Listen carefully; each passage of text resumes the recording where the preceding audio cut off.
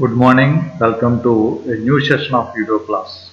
In this class, I will discuss two important topics in the renewable energy syllabus of elective paper in the sixth semester of final BSc Physics. Right. These two topics are in the renewable energy paper. One is the future of the nuclear energy in India. The future of the nuclear energy in India. And the second topic is how the energy deficiency limits the growth. The second one is a general topic, and whereas the first one we are discussing about the future of the nuclear energy in India. In India, right? Let us first have a look about the nuclear power in India. We know very clear that nuclear power is a remarkable energy resource. Nuclear energy is a remarkable energy resource. It is a great energy resource. It is a powerful energy resource because one unit of nuclear fuel can produce a large amount of energy. When compared with other energy resources, this is a great energy resource which can produce a huge amount of energy with one small unit of the uh, fuel amount, fuel amount, fuel material, right? It is a promising future energy source, very interesting one. This energy is the promising future energy source for all and also for India. Not only for India but also for all countries, this is the promising future energy resource. Already the developed countries, a few developed countries are well versed and they are producing a huge amount of the nuclear power in order to cater the needs or in order to address the needs of power as far as their countries is concerned, and as far as our India is concerned, it is no doubt a promising future energy resource. Right. India focused its development in all dimensions to promote the nuclear energy program. The nuclear energy program is developed in all dimensions, in all possible dimensions by the government in order to promote the nuclear energy program starting from 1950. Okay, right. Nuclear power is the fifth largest source of electricity in India after coal, gas, hydroelectricity and wind power. At present, nuclear power is in the fifth position in order to produce the electricity after coal, gas, hydroelectricity and wind power. But the future vision is it should be the prime resource in order to produce the electrical energy in India and its needs in society. Right. As of March 2018, India has 22 nuclear reactors in operation and 7 nuclear power plants with a total installation capacity of 6,780 megawatts. We have 7 nuclear power plants in which 22 nuclear reactors are operating to produce installation capacity of 6,800 megawatts. Nuclear power produced a total of 35 terawatt hour and supplied 3.22% of Indian electricity in 2017. Okay, in 2017, the nuclear power produced is 35 terawatt hours, and this is a share amount of 3.22% of Indian electricity. electricity in that particular year. 7 more reactors are under construction with combined generation capacity of 4,300 megawatt. Okay, the government of India launched 3-stage nuclear program. This is a very important thing that every student has to remember. Okay, our nuclear program is a 3-stage nuclear program to produce nuclear energy for its future energy requirements. 3-stage nuclear program. The main aim of this 3-stage main program is to use nuclear fuel thorium, which is abundantly available in India. Friends, actually thorium reserves are abundant. Thorium reserves are there in India, but uranium reserves are very less. Uranium is actually okay, the very good nuclear fuel or fissionable material, whereas thorium is not a direct one. It is not a direct nuclear fuel, but it is abundantly available. Abundantly available. Right. Therefore, our aim or our plan is to use. Here, the working plan of this program is to use all reserves of thorium to produce nuclear power with the help of heavy water, uranium and plutonium as minor ingredients. Okay. In the 3-stage program of nuclear power of India, we want to use all the abundantly available thorium in our India,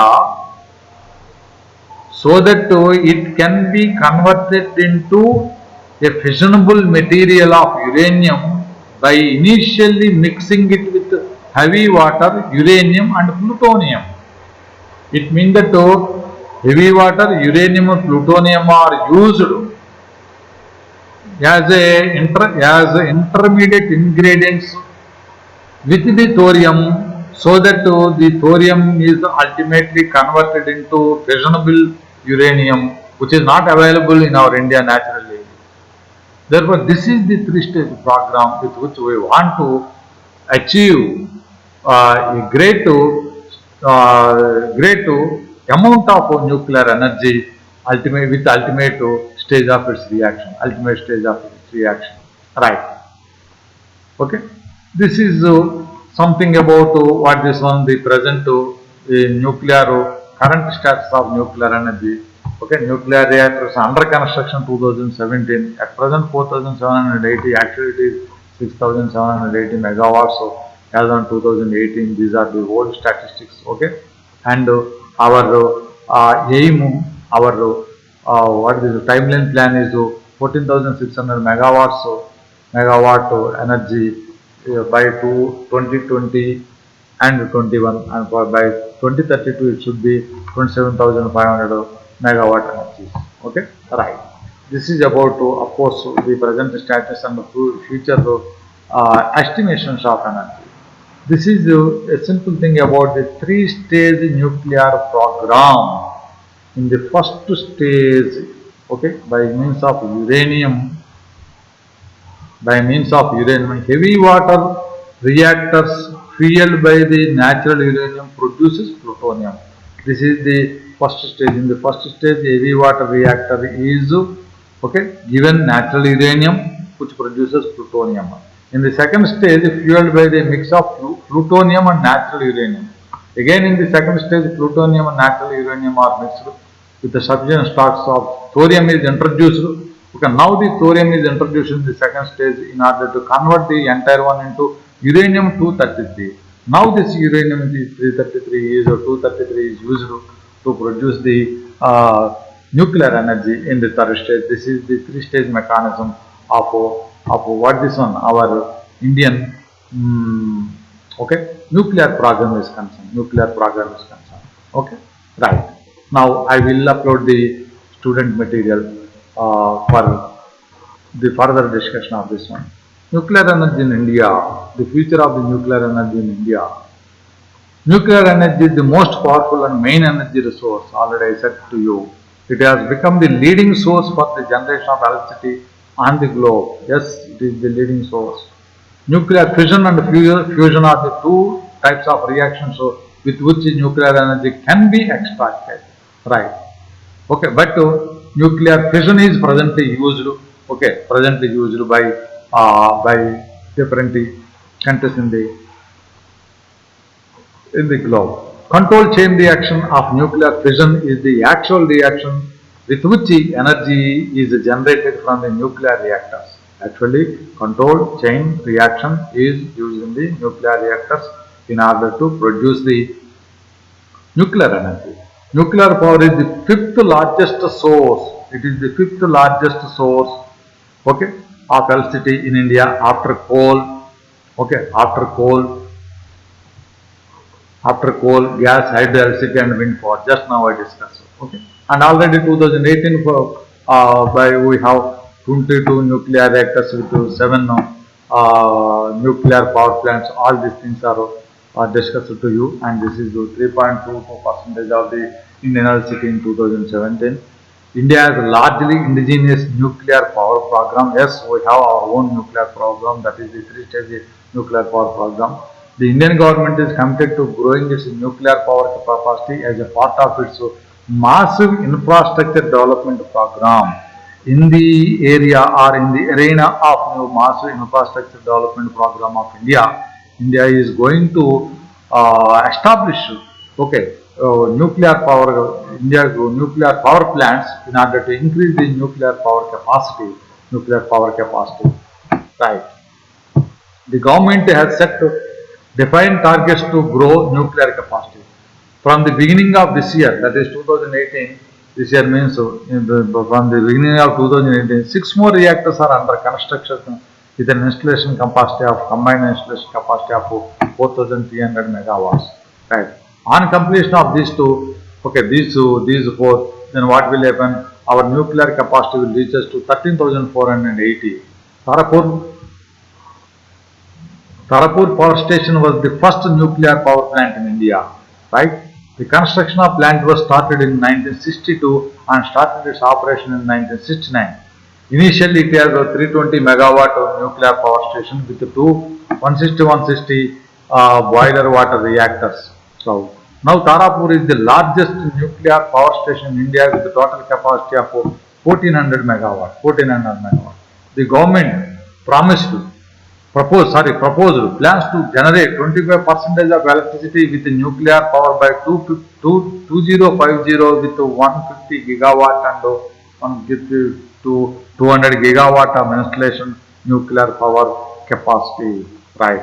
This is the future plan of India. The future plan of India is by 2050, by the year 2050, okay, 25% of electricity should be generated by means of the nuclear power in India. This is the target. Okay, and this 25% of electricity production can be achieved by 2050 with the installation power capacity of 150 gigawatt to 200 gigawatt power plants or nuclear reactors. The government is mainly aimed to use advanced technologies with no CO2 emission.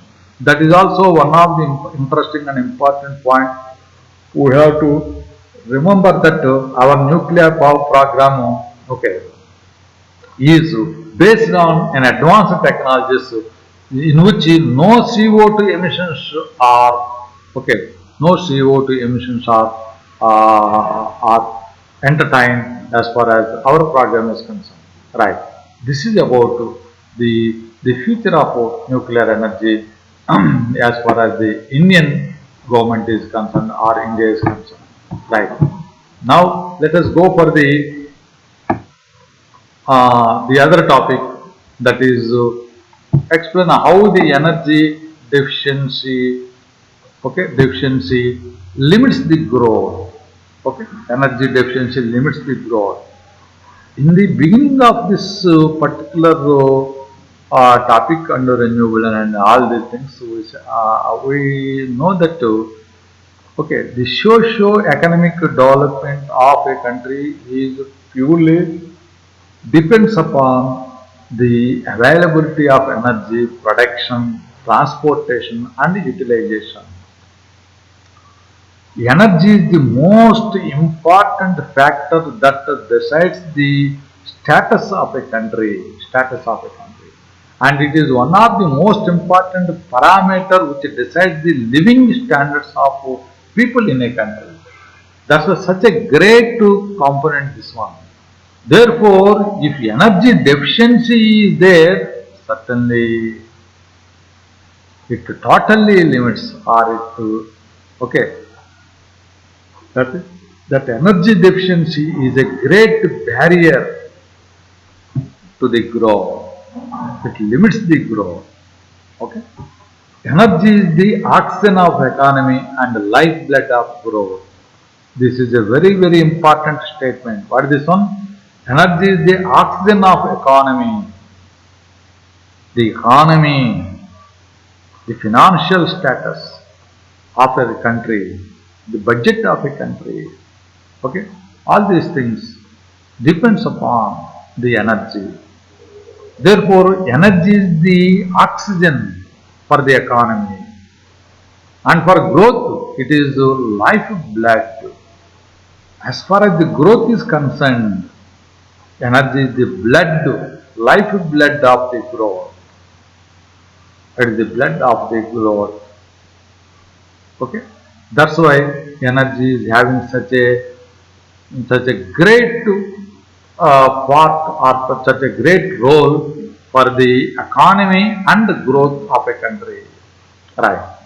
Therefore, energy deficiency certainly limits the growth and makes the country at low levels, okay, when compared with other countries.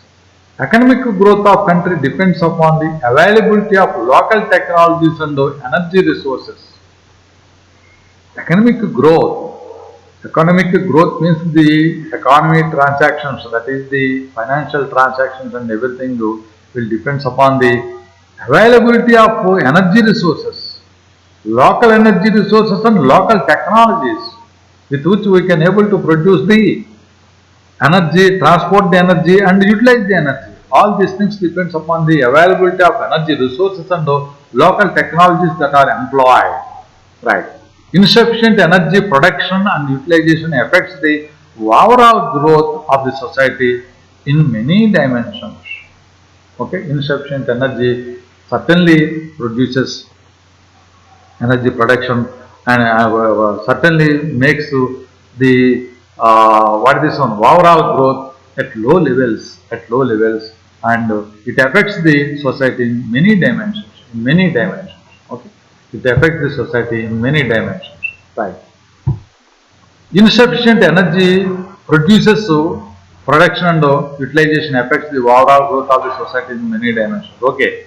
The International Organization for Economic Cooperation and Development says that lack of energy sector decreases efficiency, security, leading and efficiency and security leading to poverty. Okay, lack of energy sector decreases efficiency and security also, and these two ultimately leads to the poverty. These two ultimately lead to the poverty. This causes a negative effect on the industrial development, job creation, and competitive technological innovation.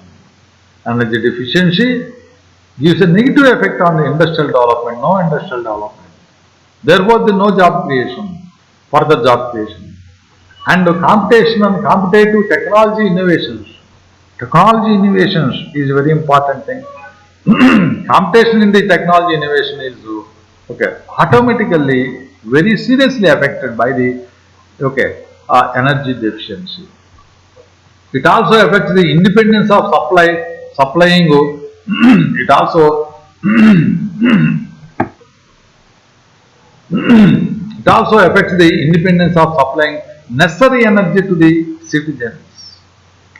Okay, independence of supplying necessary energies to the citizens. It means that the citizens are properly properly and sufficiently not supplied by the energy by the administrative bodies. Technology process is mainly affected by the energy deficiency. technology process is also mainly affected by the energy deficiency. This leads to decline status in the living conditions of the human. Right, I said previously.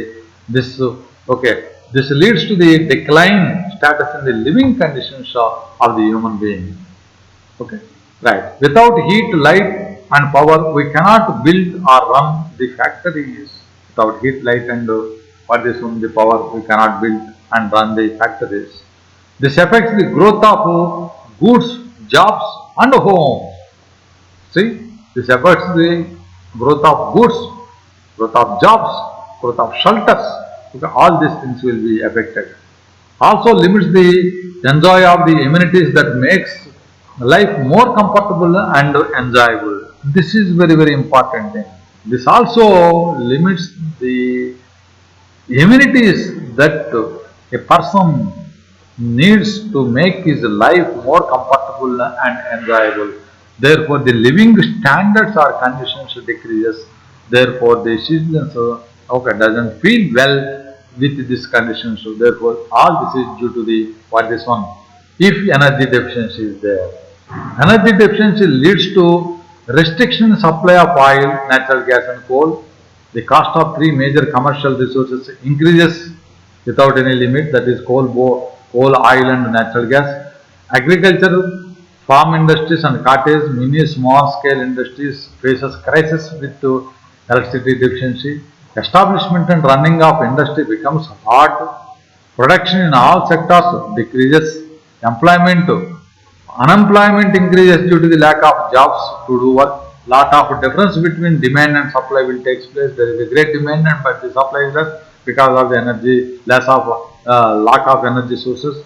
Cost of all essentials for life increases. See what are the cumulative effects? Okay, capacity and efficiency of industries decreases. Poor and below poverty people's increases. It means that the society will decline as far as this one the economical conditions is concerned. Therefore, poor and below poverty people number will increases. Medical and health aid collapses and population decreases. Okay, medical and health aid also collapses. Technology innovations also decreases. Okay, technology innovations is not possible because there is no proper industry, there is no proper laboratory, there is no proper aid for the technology because of the lack of or because of the limit of the energy. Okay, that's why these are the different ways or the different dimensions with which what will happen.